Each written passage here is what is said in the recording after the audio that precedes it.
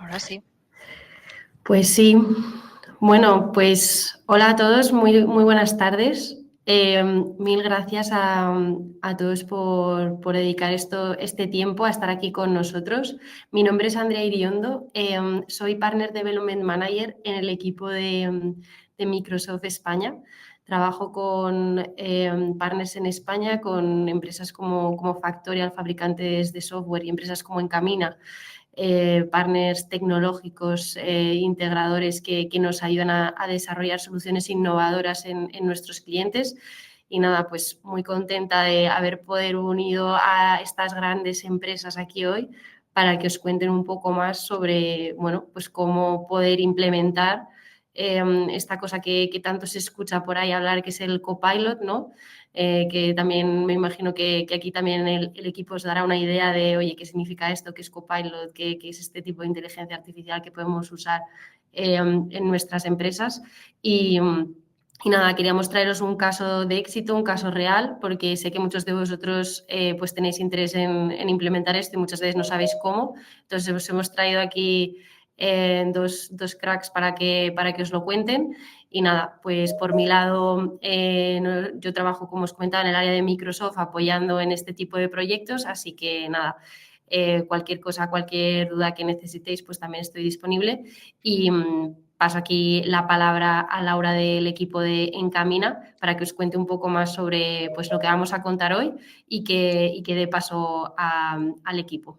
Muchas gracias a todos. Gracias. Muchas gracias, Andrea. Esto es un poco así como el juego de la patata caliente, ¿no? Tú me la pasas a mí y ahora se la voy a pasar a Alberto y a Sergi en breve. Nada, gracias por la introducción, Andrea. Bienvenidas y bienvenidos a todos. No sé cuántas veces os vamos a dar la bienvenida en este rato. Yo imagino que todos o casi todos los que os habéis apuntado a esta sesión sois proveedores de soluciones tecnológicas o sois empresas SaaS y tenéis mucha curiosidad por saber pues el tema del que vamos a hablar hoy, ¿no? Cómo implementar un copilot en vuestra organización. Así que ojalá que salgáis con ideas y sintiendo que este ratito ha merecido la pena. Como decía Andrea, aquí lo que cuenta y lo que vale mucho es escuchar ejemplos. Cuando uno está pensando en meterse en algo, en lo que sea, pues siempre nos viene genial escuchar el ejemplo de otros que han pasado por la misma situación y además si la cosa ha salido bien, pues lo que queremos es hacerlo igual para que nosotros también nos salga bien.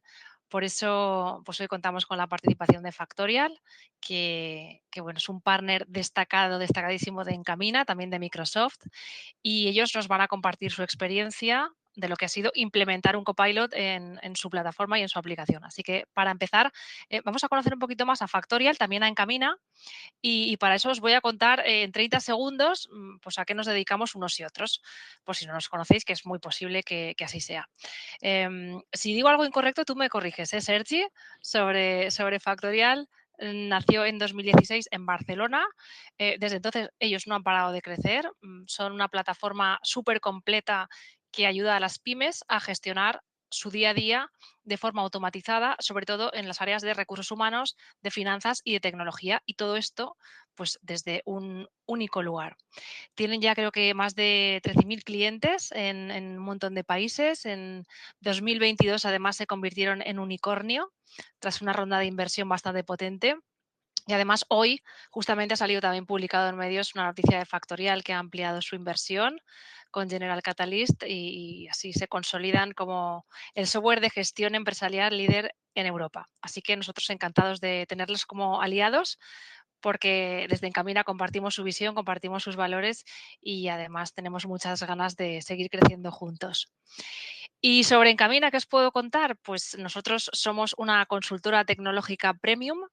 Nosotros somos súper especialistas en el entorno Microsoft y trabajamos para aportar productividad e innovación a los negocios. A nosotros nos gusta decir que somos diferentes porque todo esto, como veis aquí, lo hacemos pensando en colores, que es una actitud que transpira en todo lo que hacemos y que tiene mucho que ver con nuestra forma fresca de aportar esa innovación a las empresas y como es el caso también de que hacemos con Factorial. Y bueno, en este camino de transformar y mejorar en lo que podemos el mundo empresarial, pues llevamos 25 añitos. Estamos de aniversario, por cierto, este año y seguimos con toda la ilusión de seguir otros 25 años más, aprovechando al máximo la tecnología más de vanguardia del entorno Microsoft. Igual han sido más de 30 segundos lo que dedicaba cada uno, no lo sé. Bueno, no lo estaba contando, pero te ha pasado un Pues poquito. lo estabas contando. Bueno, oye, nada, que agenda para que veáis cómo estamos estructurando o cómo vamos a estructurar esta sesión. Primero hablaremos un poquito del concepto de copilots y de sus beneficios y después ya entraremos en el caso de Factorial. De esto se van a encargar aquí Alberto y Sergi y después ya entraremos en un turno de preguntas que si tenéis alguna duda o queréis hacer alguna pregunta podéis ir poniéndolas en el chat que tenéis a la derecha y luego las leeremos todas. Y nada más, como decía, aquí tenéis a las dos personas que van a hablaros hoy. Sergi Molins es responsable de alianzas y estrategia en Factorial y Alberto Díaz es director de tecnología e innovación en Encamina. Así que a partir de ahora yo os dejo con ellos. Yo me callo, casi me quito la cámara también y solo apareceré por aquí para deciros que vamos mal de tiempo o que hay alguna pregunta así que requiere atención inmediata. Si no, os las leeré al final. ¿Os parece bien? Venga, genial, Laura. Sí. Perfecto, a por ello. Todo vuestro, compañeros. Bueno, la verdad que cuando empezamos con esta visión que os vamos a enseñar de Factorial, de cómo la inteligencia artificial tiene que cambiar el uso de las aplicaciones y cómo puede mejorar el software que estamos consumiendo en nuestro día a día, nos vienen a la mente pues diversas frases y arquitecturas y diseños, y empezamos a hablar de UX y empezamos a encontrar muchísimos cambios en todo lo que va a venir o todo lo que estamos viendo que puede venir, ¿no? Parece que, como dicen por ahí, que las apps se van a reinventar. Las apps a día de hoy parece que se van a reinventar con esto de la inteligencia artificial. Y tiene sentido esta frase porque al final, si somos capaces de ver que vamos a tener agentes autónomos o que vamos a tener procesos basados en inteligencia artificial o que vamos a poder interactuar con las aplicaciones o con los datos a través de la inteligencia artificial, pues sí, tiene sentido que las aplicaciones vayan reinventándose, ¿no? Las aplicaciones actuales.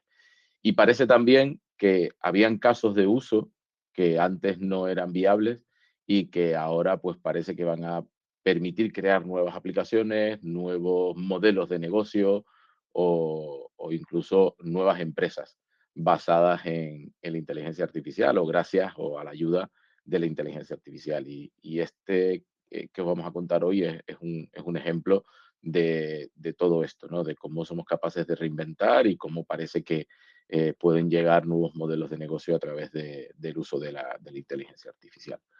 Lo estamos viviendo. Parece que hay un cambio tecnológico, que estamos viendo cómo esta inteligencia artificial va a aparecer en diferentes eh, fases o actores dentro de las aplicaciones. Las interfaces de usuario pueden cambiar muchísimo. Estamos viendo ya cómo el chat empieza a ser parte de nuestro día a día, de hablar con un copilot, chatear con él y preguntarle cosas con cualquier aplicación. Y parece que la mayoría de fabricantes de software están pensando en un primer paso que es doy esa interfaz de chat, lo que nos habilita escenarios también de audio. Y nosotros tenemos incluso casos de uso en el que los usuarios tienen guantes o no pueden escribir o no pueden un teclado, no pueden estar trabajando con una pantalla táctil y esta interfaz de voz le va a ayudar para poder interactuar con ese software, va a permitir cambiar esa interfaz. Luego hay una parte de contexto y memoria que es fundamental. Al final, estas inteligencias artificiales, aunque parezcan enciclopedias, no lo son. Y necesitamos darle nuestros datos, necesitamos datos, nuestro contexto, nuestra información, para que sea capaz de contestar con la información que nosotros queremos, no con la que ellos, con la que hayan entrenado a esos modelos de inteligencia artificial. Y luego hay otro salto también que estamos empezando a ver y es esa capacidad que tiene la inteligencia artificial de razonar, esa capacidad que tiene la inteligencia artificial de planificar y de entender muy bien lo que está pasando con la información que tiene y de tomar decisiones. Si pensáis en un proceso de onboarding de un empleado, de cómo un empleado llega a una compañía, ese proceso pues está conformado con múltiples pasos en el que diferentes departamentos y diferentes roles están participando en cada uno de esos pasos, pues pensar cómo una inteligencia artificial o varias o múltiples agentes es capaz de participar de ese proceso de onboarding porque tiene ese contexto, porque tiene esa capacidad de razonar y de planificar ciertas actividades que hay dentro de ese proceso de onboarding y porque incluso podemos interactuar con ella de una forma muy simple, ¿no? Sin necesidad de complicarnos en interfaces de usuarios, sino directamente con esa interfaz universal que todos tenemos, que es nuestro lenguaje natural. Si pensamos en casos de uso principales o los casos de uso que más estamos viendo con la inteligencia artificial en el mundo de las aplicaciones, pues está claro que ese chat empresarial es fundamental, el que le podamos preguntar cualquier cosa y nos responda. Eso creo que es lo primero que estamos haciendo con el conocimiento de la empresa, con los documentos de las empresas. Ese análisis de las conversaciones, ese análisis de la voz, también es otro caso de uso que estamos viendo en los call centers, en el que somos capaces de utilizar la voz y analizar la voz, analizar el texto, la transcripción de las conversaciones. En la siguiente fase podemos ver cómo empiezan a aparecer esos copilotos, empiezan a crearse copilotos que empiezan a controlar la aplicación y nosotros solo nos tenemos que centrar en conocer del negocio, conocer realmente lo que quiero pedirle a ese copiloto y él es el que se conecta a los datos y el que conecta a esa capa de servicio con esa lógica de negocio y empieza a interactuar con ella. Por supuesto, toda la parte de generación de contenido. Creo que no sé cuántos en LinkedIn escriben sin pasar por algún tipo de inteligencia artificial que le ayude a escribir el texto o le corrija ciertas cosas, o incluso estamos viendo cómo los traductores han evolucionado y han dejado a lo mejor de usarse para pasar a usarse este tipo de inteligencia artificial que le dices que traduzca o que escriba el texto en otro idioma y lo hace perfectamente. Y luego vamos a ver un mundo en el que la hiperpersonalización, en el que vamos a poder segmentar la información, vamos a poder entregar a cada usuario, a cada persona, lo que realmente necesita, ¿no? Las preferencias que necesita, la información que necesita y ahí, pues, por supuesto, necesitamos conocer, ¿no? Y tener ese contexto para poder darle esa información. Si hablamos de Factorial, Factorial al final, luego Sergio os lo enseñará, pero es una aplicación espectacular para la gestión de recursos humanos y de los procesos de una empresa. Pero yo, por ejemplo, que soy usuario de Factorial, cuando me enfrento a ese tipo de aplicaciones, pues me abruma el tener que saber dónde están las cosas. Mi día a día no es en esa aplicación y es totalmente lógico, y tendría que estar leyéndome el manual de usuario o ver algún tipo de vídeo para poder entender cómo interactuar con la aplicación, cómo poder registrar mis vacaciones, cómo poder buscar las vacaciones de mi compañero o ir a buscar mi nómina. O sea, actividades muy comunes que a lo mejor no son tan frecuentes porque a lo mejor son actividades que no las hacemos día a día, aunque sí que hay algunas que son fundamentales en el día a día dentro de este tipo de aplicaciones, pero que al final cuando yo la voy a buscar, pues posiblemente tengo que hacer mucho esfuerzo de acordarme dónde está. Y aquí es donde planteamos ese cambio en las aplicaciones, donde ese copiloto, que luego os enseñaremos, es capaz de interactuar conmigo para poder ofrecerme la información que hay dentro de esta aplicación como Factorial, ¿no? Y cómo exponemos ese copiloto como la interfaz de usuario. Posiblemente en esta primera fase no seamos capaces de eliminar todo lo que es la interfaz de la aplicación, porque sería un cambio muy revolucionario, que sería un salto muy espectacular, pero es posible que a futuro no tenga sentido que a lo mejor yo como consumidor de la aplicación, no como a lo mejor la persona que está en el backend manteniendo la aplicación y poniéndola al día, sino yo como posible solo consumidor, o a lo mejor no tiene sentido que en algún momento yo tenga interfaz, sino directamente tenga un chat o una interfaz de audio en el que pueda interactuar con esta aplicación, le pueda preguntar cuántas vacaciones me quedan, o pueda decirle que registre mi turno y que haga el fichaje, o que me voy a tomar un café, que registre la pausa, y todo eso, fijaros la velocidad que implica el poder yo escribir y pedírselo y no tener que estar abriendo una aplicación y haciendo clics por la interfaz de usuario hasta poder hacer ese tipo de actividades, ¿no? Todo esto es posible porque la inteligencia artificial entiende las APIs. La inteligencia artificial entiende las interfaces con las que me puedo comunicar con esta aplicación, en este caso con el sistema de APIs de Factorial, y gracias a que entiende ese sistema de APIs, podemos pedirle que entienda la petición del usuario, la procese y haga la llamada a ese backend, haga la llamada a las APIs. Pero cuando yo le pido cuántas vacaciones me quedan, es capaz de encontrar dónde está esa información porque sabe que hay una API que tiene esa información y lo único que tiene que hacer es hacer una llamada a ese endpoint con mis datos, con mis credenciales. Y así con cualquiera de las APIs que exponemos para Factorial, con lo que es fundamental el mundo de las APIs para poder conectar a la inteligencia artificial. Y claro, ya el siguiente paso, una vez que ya tengo esa interfaz de chat, ya tengo conectado a la API, tengo cierta lógica de negocio implementada en ese copiloto, ¿por qué no empezar a implementar agentes? ¿Por qué no pensar en empezar a crear agentes autónomos y poder automatizar procesos de negocio que puedan ejecutarse de forma autónoma, sin necesidad de que hayan personas haciendo ese trabajo? Lo único que van a tener que revisar o aprobar ciertas actividades que ese agente autónomo puede realizar, ¿no? Pensar que para mí el objetivo ya no solo es cambiar esa interfaz de usuario en la que yo interactúo con esta aplicación, con Factorial, sino que en algún momento pueda desarrollar también funcionalidades como administrador o como personal de recursos humanos que trabaja dentro de esta aplicación de Factorial con el lenguaje natural. Fijaros, aquí hay un ejemplo en el que le digo, por favor, hazme esta actividad que es resumen de los emails relacionados con los beneficios de los empleados en la última semana y prepárame un email o mándaselo por email a todos los empleados.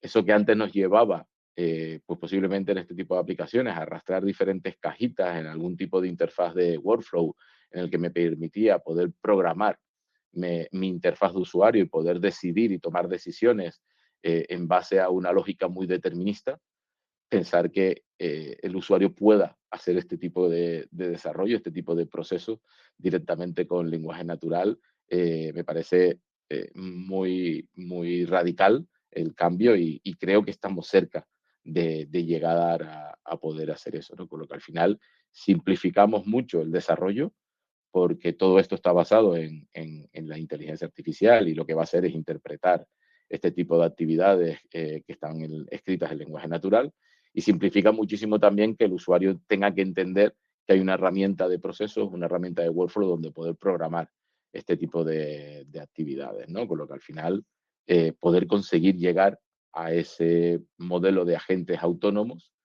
que permitan hacer actividades de forma automática. Pues porque tengo que procesar las nóminas todos los meses o porque tengo que enviar ciertos correos electrónicos cada cierto tiempo. O sea, pensar en diferentes actividades que vamos a ser capaces de programar con esos agentes autónomos a futuro y lo que podemos hacer a día de hoy con toda la parte de agentes de recuperación o agentes de tareas, que son lo que os vamos a enseñar ahora de CAP Factorial, ¿no? Ese agente que es capaz de tener la información adecuada y ese agente que es capaz de realizar acciones con la información adecuada, pero procesando esas llamadas al backend de la aplicación sin necesidad de que yo tenga que entrar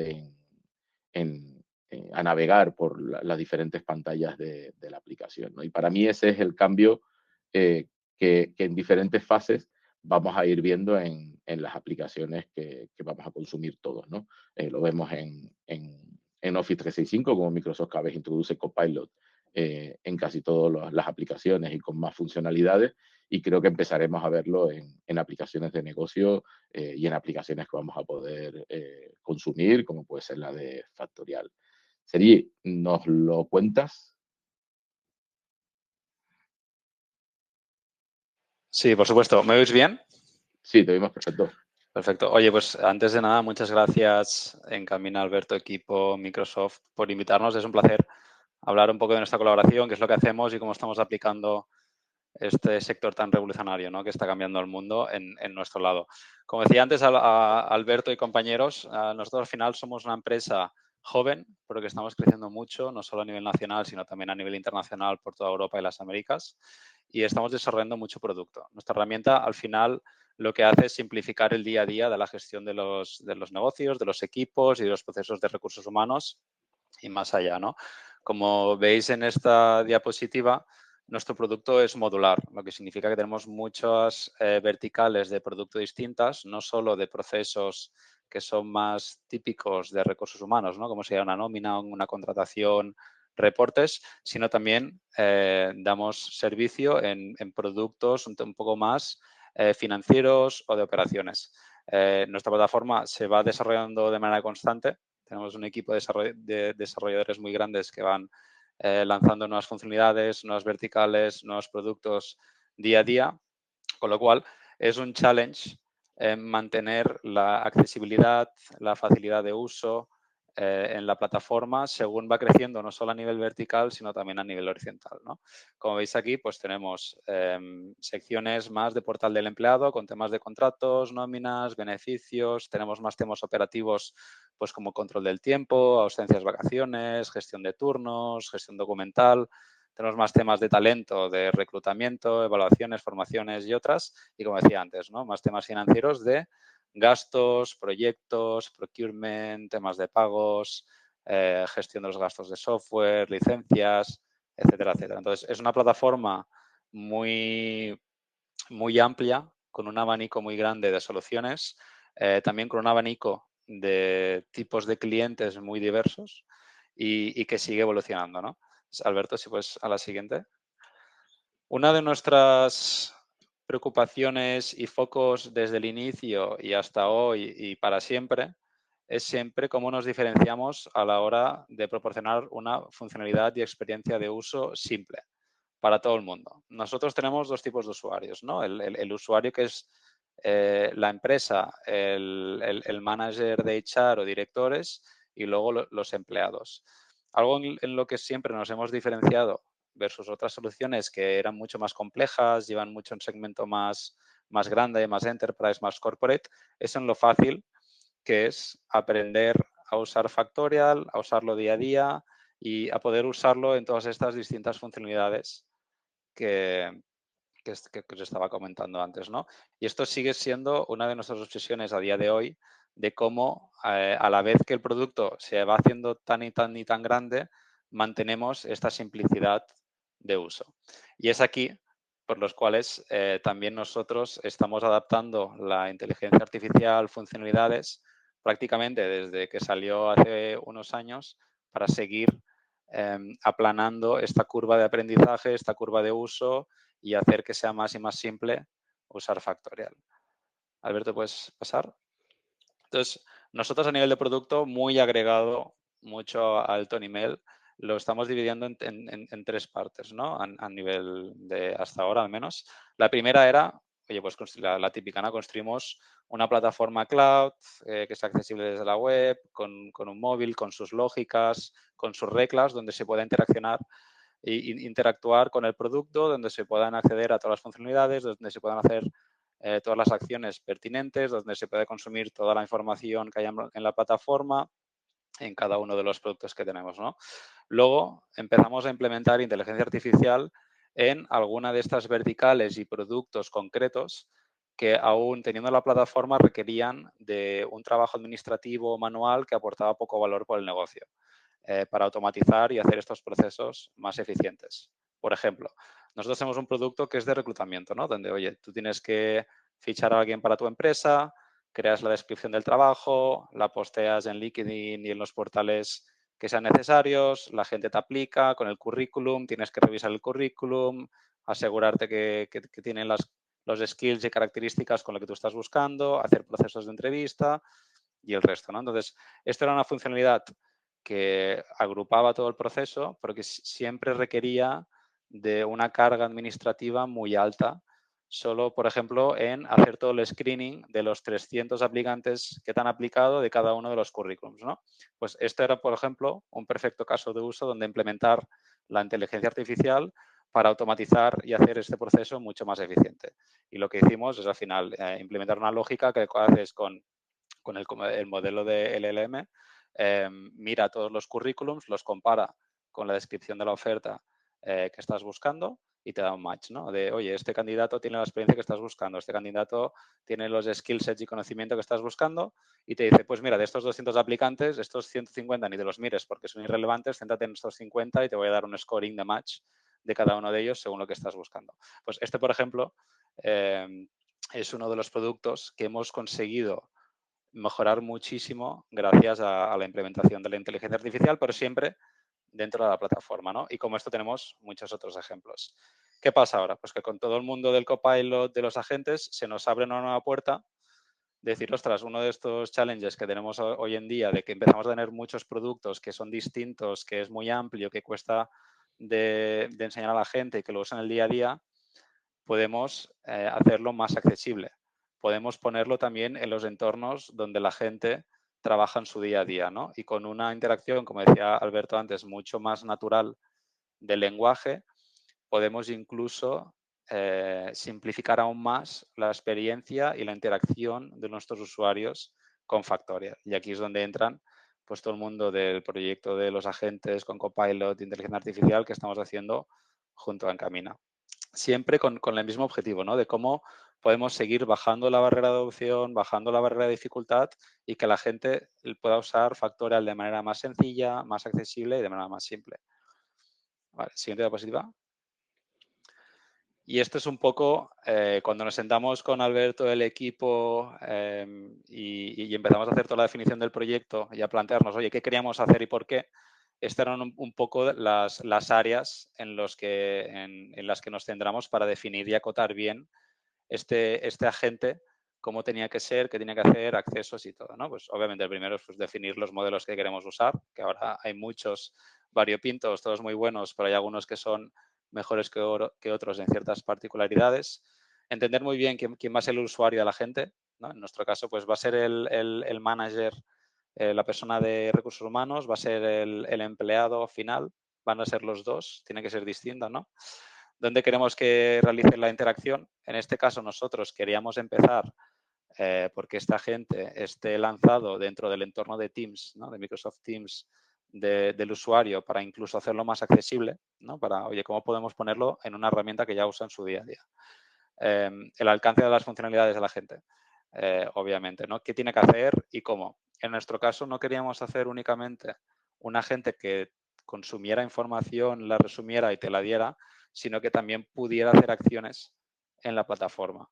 Como decía Alberto antes, nosotros tenemos muchos productos y funcionalidades, pero al final un gran porcentaje de la interacción de nuestros usuarios con la plataforma son sobre unas pocas, ¿no? Que son pues, el fichaje, pedir vacaciones, consultar un poco de información. Y estas son acciones que gracias a la gente pues, podemos optimizar mucho y podemos hacer que se gestionen incluso fuera de la plataforma. Contexto y base de conocimiento de la gente, pues obviamente, ¿no? Si queremos que la gente actúe dentro del ecosistema, del entorno y del conocimiento de Factorial con todo el contexto posible para que proporcione las soluciones y las acciones como son debidamente, ¿no? Pues, por ejemplo, oye, ¿cuál es la estructura de los endpoints de nuestra API? ¿Qué información es relevante? ¿Qué se puede en Factorial y qué no se puede hacer también? Obviamente, el tema de seguridad y protección de datos es muy importante y está también al pie del día con todo, ¿no? ¿Qué tipo de datos pasamos al modelo, pasamos a la empresa, si es OpenAI o si es otra que está hosteando la tecnología? Nosotros tratamos temas de nóminas, les pasamos las nóminas, pasamos temas PII de emails, nombres, no, lo ciframos, pues estas también son preguntas y decisiones que se tienen que tomar a la hora de compartir información con el agente y el modelo, ¿no? Protocolo de acceso y restricciones. Pues también dentro de nuestra plataforma, como tenemos distintos tipos de perfiles, algunos pueden hacer ciertas acciones y otras no, ¿no? Pues también poner este sistema de reglas y restricciones dentro de la gente y que lo respete y que yo, por ejemplo, no pueda pedir información de la nómina de un compañero, ¿no? Que yo solo pueda actuar sobre mi propia información porque si no sería un desastre como podéis imaginar. También algo trivial y que parece una tontería porque es muy importante es cómo es el tono y la estructura de las respuestas de la gente, ¿no? Que esto se puede siempre perfilar en el prompt, pero es importante que siempre siga un poco la marca, el tono y el branding de la plataforma. Multicanalidad o no, como os decía, nosotros decidimos empezar en el ecosistema de Teams, ¿no? Del chat, pero también queremos hacer que este agente sea extrapolable y que lo podamos meter dentro de Factorial, que le podamos integrar con Slack, en WhatsApp y otros canales, ¿no? Para aún así hacerlo más y más accesible según las herramientas que usan los usuarios al día a día y obviamente pues rendimiento, velocidad, performance y consumo, ¿no? Entonces pues también hay mucho trabajo de optimización del prompting, de la información, de si lo cojo todo o no segmentado, para también reducir consumos y aumentar la performance de la herramienta. Vale, Alberto, siguiente. Y esto es un poco el ejemplo, ¿no? Ahora ya hemos hecho una primera versión del desarrollo, lo estamos probando con algunos clientes internamente, pero al final es lo que os contaba, ¿no? Creemos que esta tecnología nos sirve no solo para poder mejorar funcionalidades propias de nuestra plataforma, sino para hacer más accesible la interacción con ella, incluso fuera de nuestro ecosistema, fuera de nuestro producto, con las herramientas que la gente usa al día a día, como podría ser aquí el ejemplo que vemos en pantalla de Microsoft Teams, ¿no? Gente pues, que tenga el suite de 365 seguramente se comunicará con su equipo con Teams. Entonces, es una manera muy natural de interactuar con Factorial sin tener que ir a nuestra URL, loguearte, olvidar la contraseña, dónde está el módulo del producto que tengo que atacar, vale, aquí, clic, clic, clic, pido vacaciones, cómo funcionaba, me miro el manual, pues todo esto es algo que puede simplificar. Y al final, pues tareas repetitivas y que son muy recurrentes, que al final es un porcentaje muy alto del uso de nuestra plataforma, se pueden simplificar de manera muy a lo bestia, pues con estas plataformas. Y como os decía, ¿no? Pues la fuente de información siempre seguirá siendo nuestros sistemas, nuestras bases de datos, nuestra plataforma, pero la manera en que se interactúe con ella, en que se consuma o se haga acciones, pues ahora esta tecnología nos permite cambiarla mucho.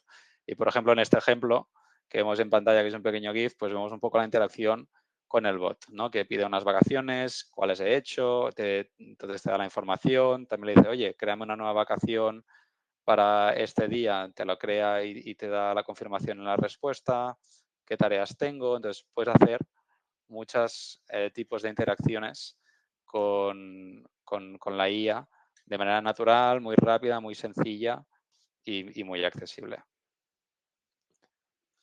Y esto es un poco en el punto en el que estamos. Te devuelvo la palabra, Alberto. Sí, en lo que Laura nos va interrumpiendo, pues seguro que nos estamos quedando sin tiempo y posiblemente nos dé tiempo de hablar un poquito más.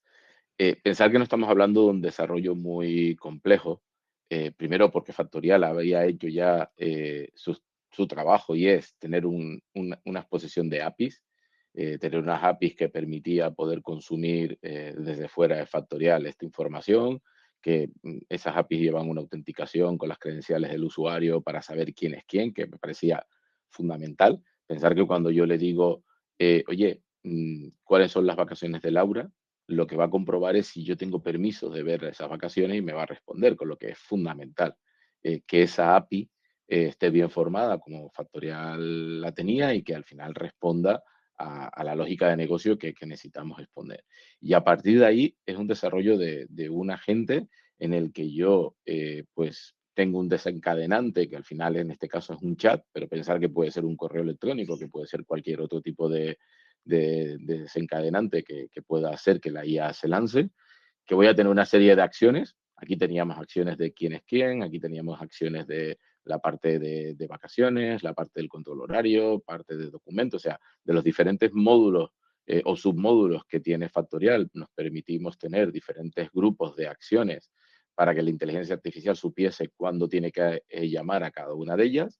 Y luego con ese orquestador que es básicamente un LLM, una inteligencia artificial, que cuando yo le digo, oye, necesito que busques al manager de Laura y me diga si tiene vacaciones la próxima semana, algo que si hablamos en cuestión de aplicación, me llevaría a diferentes búsquedas en diferentes submódulos, porque tengo primero que buscar a Laura, saber quién es su jefe, luego tengo que hacer clic en su jefe, ir a su calendario y ver si tiene vacaciones o no tiene vacaciones, pues eso lo resuelve solo este módulo de orquestación, esta inteligencia artificial, que es capaz de ir haciendo todas esas llamadas hasta llegar a la información que yo le estoy preguntando, ¿no? Entonces, primero llama a la API de buscar quién es Laura, se trae al manager, luego llama a la API del calendario diciéndole quiero el calendario de este manager, entonces me devuelve las vacaciones. Y eso lo hace solo en función de esa planificación y ese razonamiento que es capaz de tener la inteligencia artificial con el conocimiento que tiene del backend de Factorial. Claro. Y al final,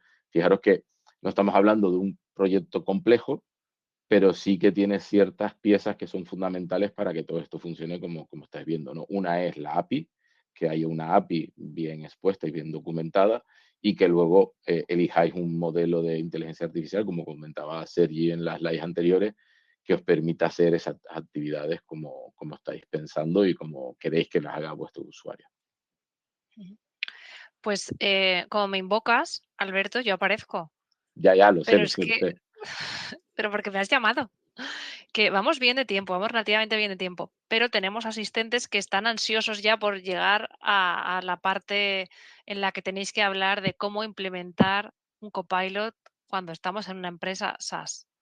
Entonces, tenemos ya impacientes a algunas personas y yo creo que ahora, si habéis acabado con esta parte, podríamos empezar a abordar este tema, ¿o qué? ¿Cómo lo veis? Sí, a ver, yo creo que Sergio lo ha contado un poco, ¿no? Hay una clave que es ese backend, esas APIs, tener una exposición de APIs, porque al final ese copilot necesita hablar con el backend de vuestra aplicación para poder extraer el conocimiento. Hay conocimiento que le podemos dar basado en documentos, pero no es el que realmente queréis exponer de vuestra aplicación. Y eso es fundamental, que sean APIs que os permita interactuar.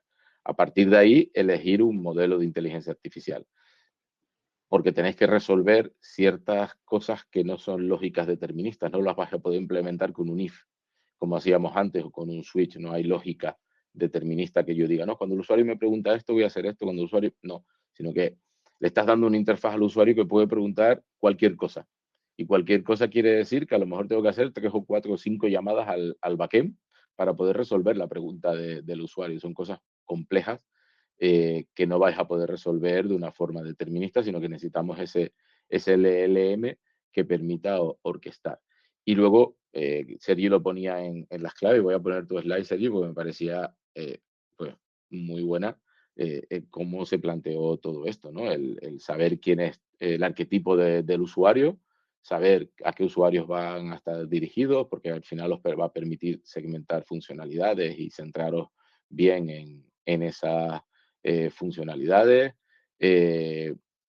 Sobre todo la parte de seguridad, aunque la API contenga esa seguridad, pues hay que añadir también una capa más de seguridad y controlar que el LLM pues posiblemente no acceda a datos que a lo mejor no queráis enviarle, porque no tiene que verlos, o a lo mejor no son necesarios, o incluso garantizar que ese LLM está en los países que vuestro producto puede estar, ¿no? Y que no se os salga, no se os vaya a la mano utilizando un LLM que pueda estar fuera de una región, ¿no?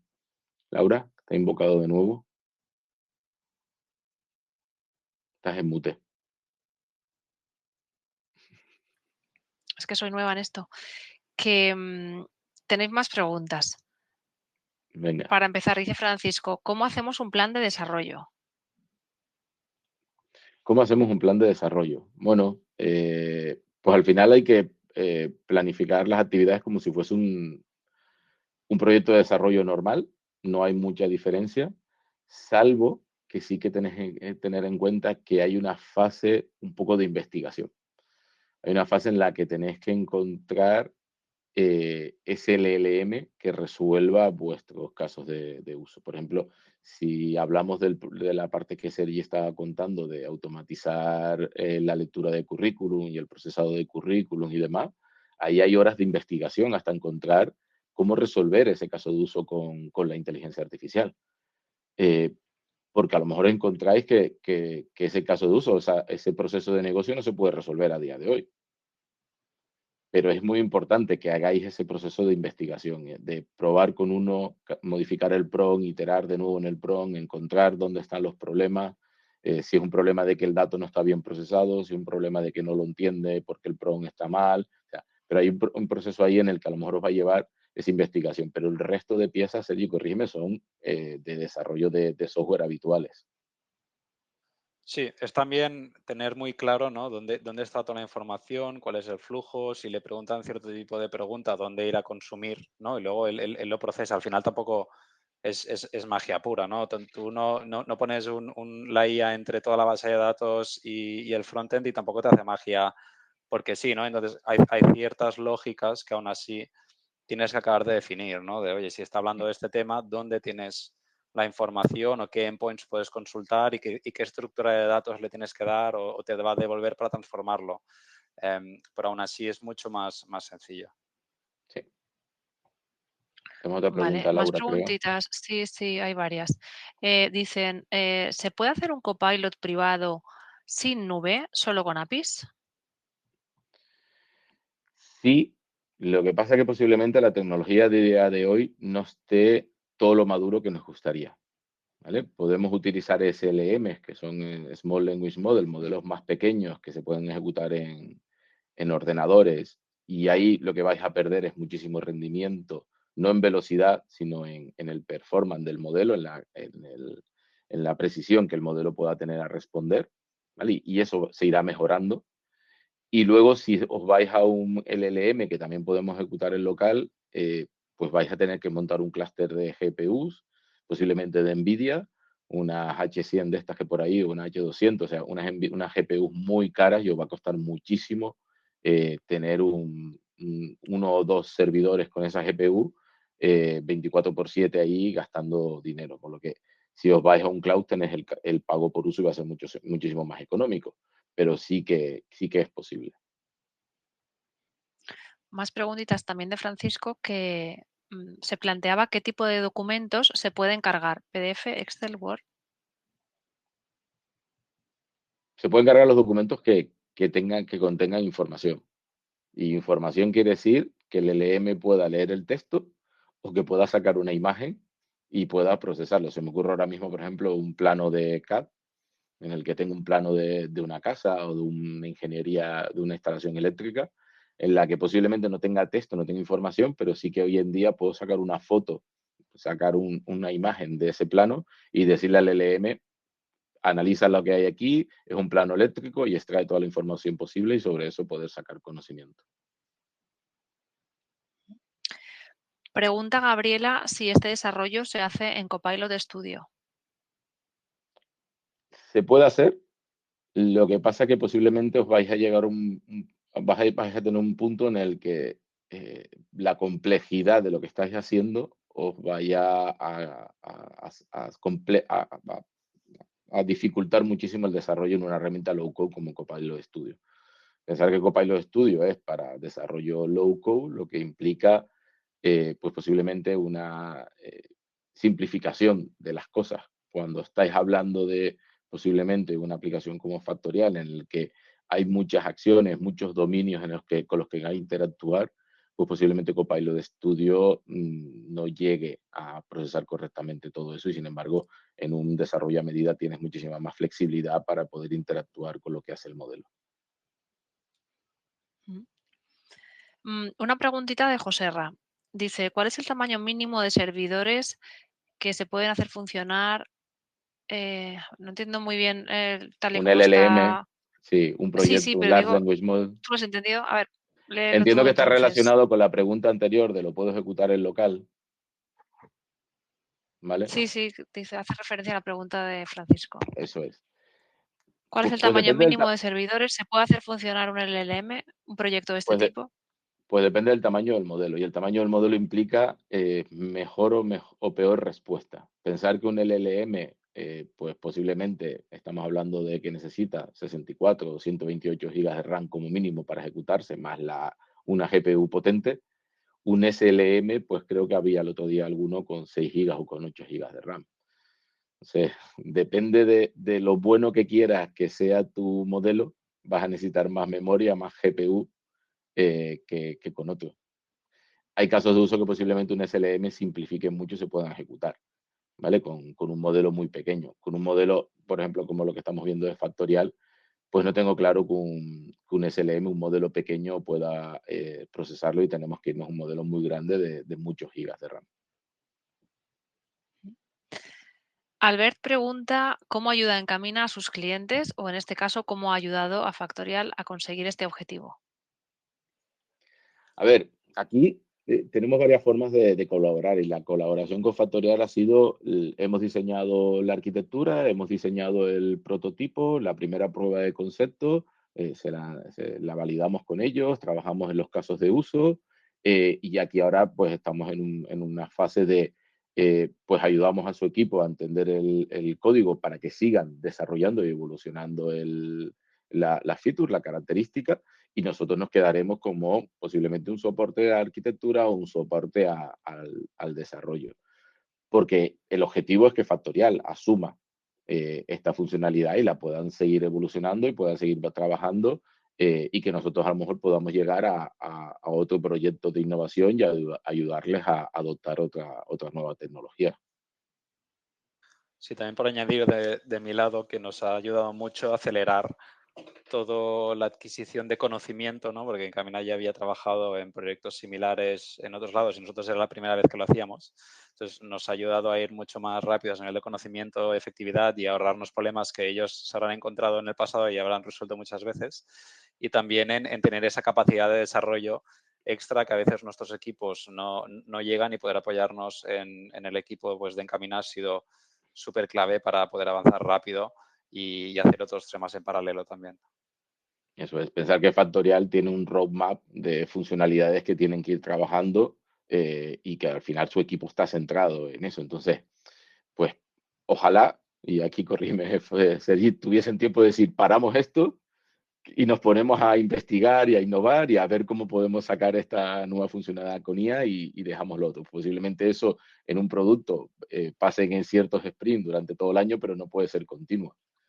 Sí, nos gustaría que pasara más de lo que pasa, pero sí, es una restricción que tenemos. Bueno, tú y todo, al final es lo normal, ¿no? El producto es lo primero y tenés que conseguir ese equilibrio, ¿no? De innovar mientras que vais manteniendo al día el producto con las cosas importantes. Sí, sí. Preguntita de Nicolás. ¿Utilizan embeddings o solo tools con las APIs? En el caso de que utilicen, ¿lo hacen sobre SQL Server con vectores?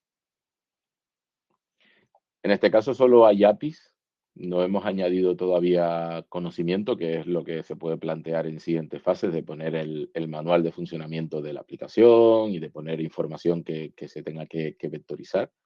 Pero a día de hoy solo son APIs que se consumen porque toda la información es información que está viva. Víctor, ¿pueden procesar modelos UML o BPMN? A ver, hemos hecho experimentos y yo creo que aquí esto todavía está un poquito verde la tecnología y no tanto porque la inteligencia artificial los entienda, ¿no? UML y BPM son modelos de diseño de procesos, ¿vale? Los típicos diagramas que vemos de cómo se ejecuta un proceso se ha producido una alerta de incendio, ¿a quién tengo que avisar? Si pasa esto, ¿qué hago? Si el fuego es amarillo, ¿qué hago? Si el fuego es rojo, ese tipo de diagramas de procesos. La inteligencia artificial lo procesa muy bien, entiende eso, por supuesto, con un porcentaje de error, igual que el podamos tener nosotros cuando vemos ese tipo de diagramas, no son perfectas, pero de ahí a llegar a procesarlo, yo creo que todavía queda algún paso en tecnología, ¿no? Porque al final es código que se tiene que generar de forma automática y yo creo que todavía queda un poquito. ¿Qué archivos y cuáles son mejores para LLM? Pues le da igual. O sea, tenemos un caso de uso de un cliente que está procesando fotos de muebles históricos. Pensar un mueble histórico que le saco una foto y empiezo a razonar sobre si ese mueble es original o no es original. Y el otro día me enseñó un ejemplo en el que le sacaba una foto de un mueble que supuestamente era japonés y la inteligencia artificial le decía, no es japonés porque el trenzado de la madera era diferente. O sea, identificaba a partir de la foto si ese mueble era original o no original, o era de la época de los años 300 de Japón o algo así. Entonces, fijaros que todo lo que la inteligencia artificial pueda procesar, lo va a procesar. Y lo va a procesar bien con texto, con imágenes. El fichero AutoCAD lo podemos convertir en imágenes. O sea, al final todo, casi todo es procesable. Incluido PDF, insiste Francisco en el tema del PDF. Sí, Sí. sí. Vale, Sergio pregunta, en un proyecto como el de Factorial, ¿qué herramientas, aplicaciones o tecnologías habéis utilizado? Pues mira, es importante porque, por ejemplo, para la multicanalidad que comentaba Sergi, nosotros utilizamos el Microsoft 365 Agent SDK, o sea, el SDK de agentes de Microsoft. Y eso nos permite ahora mismo, tal cual hemos hecho la primera implementación en Teams, con algo de configuración, poder salir en WhatsApp, poder salir en Slack, poder salir por teléfono, por ejemplo. O sea, tenemos una multicanalidad gracias a ese servicio que tenemos en Azure de agentes, ese SDK, que nos permite darle esa capacidad de tener una multicanalidad. Detrás, lo que hay es una serie de microservicios desplegados en Azure, que con un framework de desarrollo, como puede ser en este caso Semantic Kernel, nos extrae del modelo y ejecutamos el proceso que estáis viendo. Y digo lo de extraerlos de modelo porque Sergi también lo comentó, ¿no? A día de hoy, el modelo que estamos utilizando es el GPT-4o de OpenAI, pero eso no quiere decir que mañana salga un modelo mejor y con mejor rendimiento y con mejor precio y que podamos cambiarlo. Entonces, vuestro desarrollo tiene que ser agnóstico a ese modelo y poder decidir que quiero uno, que mañana quiero otro, o que quiero ejecutar varios, porque necesito que para cada caso de uso tener un modelo diferente. Y para eso hace falta, os recomiendo utilizar un framework. Y la última preguntita que tenemos por aquí, vamos a ver que alguien haga alguna más en este tiempo ya de descuento casi que llevamos. Nos quedan 8 minutillos para que lo tengáis controlado. Nos pregunta Víctor si en el caso de tener un DSL específico definido para un caso de uso, ¿es viable entrenar un LLM para interactuar textualmente en lugar de tener que interpretar el UML equivalente? A ver, hay que ver vuestro caso, ver el DSL y demás, pero yo creo que sí. Tenemos un cliente que también es un fabricante de software en el que hace muchísimo tiempo se inventaron ellos un lenguaje de desarrollo. Su propia aplicación es una aplicación para IT, para usuarios de IT. Ellos desarrollaron un compilador en base a su lenguaje. Se inventaron un C# o se inventaron un JavaScript. Hicimos pruebas de cómo con un LM le dábamos instrucciones, le enseñábamos cuáles son las especificaciones de ese lenguaje y le pedíamos que programásemos código en ese lenguaje que no existe en GitHub, no existe en Internet. O sea, nadie pudo haber entrenado esa IA con ese lenguaje y los resultados fueron muy buenos. ¿Vale? Entendió las especificaciones, que son las del DSL que estabas comentando ahí, y fue capaz de hacer de escribir ese código, lo que para ellos era una nueva funcionalidad porque les permitía a sus clientes poder desarrollar en ese lenguaje que no conoce nadie y que tienen ahí una cierta barrera de entrada, ¿no? Para poder personalizar su software. ¿No hay más preguntas, señoría? No puede ser, si no hemos contestado casi De ninguna. momento. Bueno, sí, ahora Víctor se anima, porque como dices eso, dice, ¿con qué IA? OpenAI, ChatGPT. Esto es Azure OpenAI, por el tema que Sergi dijo de seguridad y protección de datos. Sabemos que esos datos no se van a utilizar para entrenar los modelos. Sabemos que ese servicio o ese modelo de inteligencia artificial está en la región que nosotros queramos de Europa, en este caso. Hemos seleccionado una región de Europa que sabemos que cumplimos con la GDPR y que sabemos que vamos a tener esa seguridad y esa protección, y por eso Azure, OpenAI, y el último modelo de OpenAI viable, ¿vale? Que es GPT-4o. Acaba de salir GPT-4.5 y por temas de coste sale 30 veces más que un GPT-4o, no es viable. Y para este caso un modelo de razonamiento como puede ser O3, pues tampoco, ¿no? Entonces hemos ido al mejor modelo para este caso de uso y donde lo podamos desplegar de forma segura, que es en Azure OpenAI. Pues de momento hasta aquí las preguntas. No sé si vosotros, Alberto y Sergi, queréis cerrar, porque nos quedan 5 minutitos, con algún mensaje final, mientras lo pensáis eso, yo sí que quiero que me pongas, Alberto, si puedes, una slide que teníamos preparada con un código QR, porque se han generado muchas preguntas. Ahora te haré un apunte a esta última que hacías, que ha respondido Víctor. Y yo no sé si hay estas personas que están aquí con nosotros quieren seguir explorando ese tema con nosotros. Bueno, pues este QR les lleva a un formulario donde podéis pedirnos más información o podéis agendar una reunión con el equipo y seguir hablando sobre esto. Y decía Víctor, Alberto, que entiendo que por tus respuestas se puede concluir que podríamos crear una interfaz a partir de archivos BPL. Sí, ¿Sí? ¿Correcto? sí, porque no sé si habéis probado Jihad Copilot. Jihad Copilot le digo que me cree una interfaz y que esto es React o que esto es Angular o cualquier framework JavaScript y empieza a escribir código con las especificaciones adecuadas. Yo le cuento cómo lo quiero, con qué formato, cómo es la interfaz y es capaz de hacerlo. O sea, yo creo que con trabajo se podría hacer. Muy bien, pues si queréis cerrar, Alberto, Sergi, Para mí yo creo que, con algún mensaje por final. cerrar, creo que me gustaría que Sergi nos contasen pues, un poco cuál es la visión que tenéis de la inteligencia artificial en vuestro producto, porque creo que es un ejemplo muy bueno de cómo ayudas, lo contaste antes, ¿no? En procesos, cómo ayudas con la interfaz de usuario y demás, pero ¿qué visión tenéis a partir de ahora? Sí, es que la verdad es que hay tantos aplicativos y ideas que tenemos.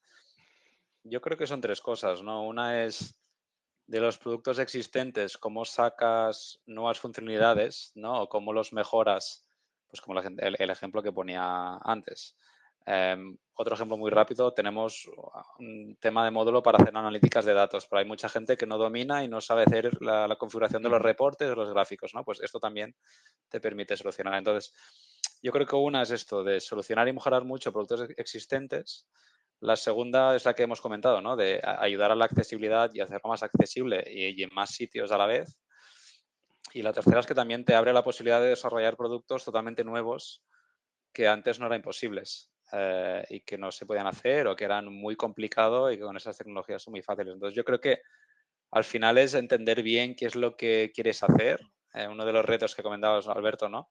Es tener la información estructurada en algún sitio o saber de dónde sacarla o dónde ponerla, ¿no? Aparte del procesamiento por la IA. Y luego es ir probando. Yo creo que son modelos increíblemente potentes. Hay muchos casos de uso que seguramente no te hace falta el último modelo porque ¿no? Es como ir a comprar el pan con un Ferrari que no es necesario. Y entonces puedes tirar con modelos más bajos y mucho más económicos. Pero la verdad es que las posibilidades son infinitas. Así que yo animo a que la gente lo pruebe, los adopte. Seguro que salen casos de uso muy interesantes y que puede aportar mucho valor. Genial. Pues por aquí nos preguntan si la presentación estará disponible para los asistentes, porque ha tenido algunos problemas de conexión. Yo espero que sí, que podamos hacerosla llegar. Y si no, aquí tenéis este código QR para conectar y que resolvamos vuestras dudas. Y ya no sé si nos da tiempo a responder a Víctor, que está ahí Estoy apurando respondiéndole por chat si quieres y así vete por chat. cerrando tú. Muy bien, bueno, yo poco tengo que decir más allá que muchísimas gracias, sobre todo a Sergi y a ti, Alberto, y a todas las personas, por supuesto, que han estado prestando su atención por su participación y que esperamos vernos muy prontito en otras sesiones. ¿De acuerdo? Gracias a todos. Genial. Hasta Hasta pronto. luego. Adiós. Un abrazo, Adiós. gracias.